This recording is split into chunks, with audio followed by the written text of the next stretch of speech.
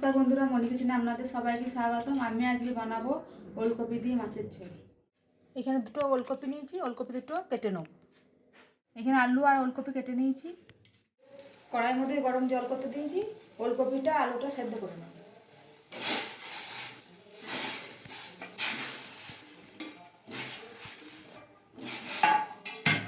দিয়ে দেবো অল্প নুন,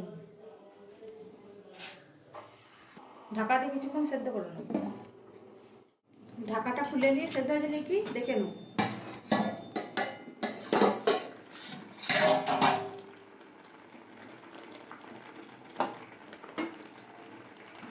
হয়ে গেছে, নামিয়ে নেব।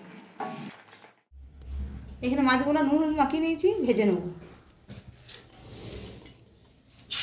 একটা একটা করে সব দিয়ে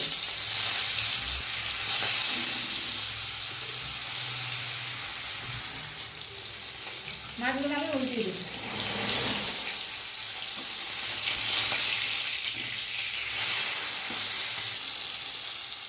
মাছ ভাজা হয়ে গেছে, তুলে নেব।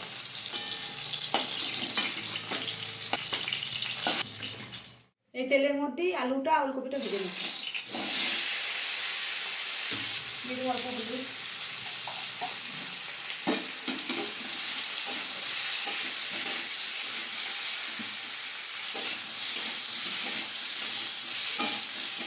আলুটা ওলকপিটা ভালো করে ভেজে নিয়েছি, তুলে নেব। এই কড়াইয়ের মধ্যে অল্প সরষের তেল দিয়ে দেবো। দিয়ে দেবো 5 ফোড়ন, দিয়ে দেবো টমেটো কুচো, দিয়ে দেবো আদা বাটা,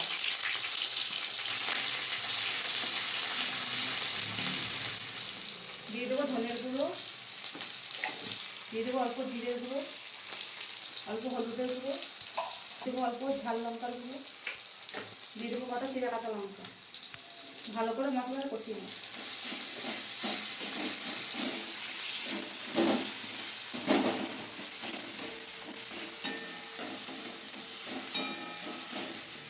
আলু ওলকপিটা ঢেলে দেবো মশলার মধ্যে, দিয়ে দেবো স্বাদ মতো নুন। ভালো করে মশলার সাথে আলুটা আর ওলকপিটা কষিয়ে নেব।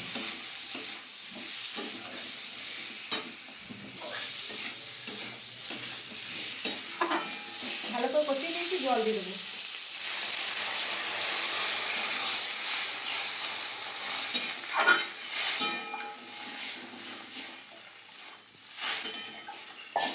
দিয়ে দেবো ধনেপাতা কুচি,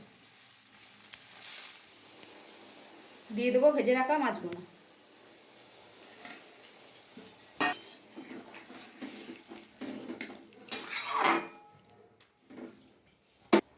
দশ মিনিট ঢাকা দিয়ে রান্না করে নেব। 10 মিনিট হয়ে গেছে, ঢাকাটা খুলে নেব।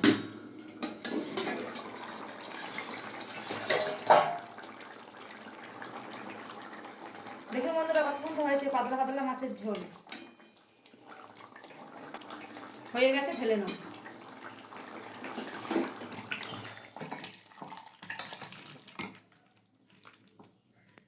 দেখুন বন্ধুরা, আমাদের ওলকপি দিয়ে মাছের ঝোল রেডি। আপনাদের ভিডিওটা ভালো লাগলে অবশ্যই লাইক, কমেন্ট, শেয়ার, সাবস্ক্রাইব করে দেবেন। দেখা হচ্ছে নতুন আবার একটা ভিডিওতে।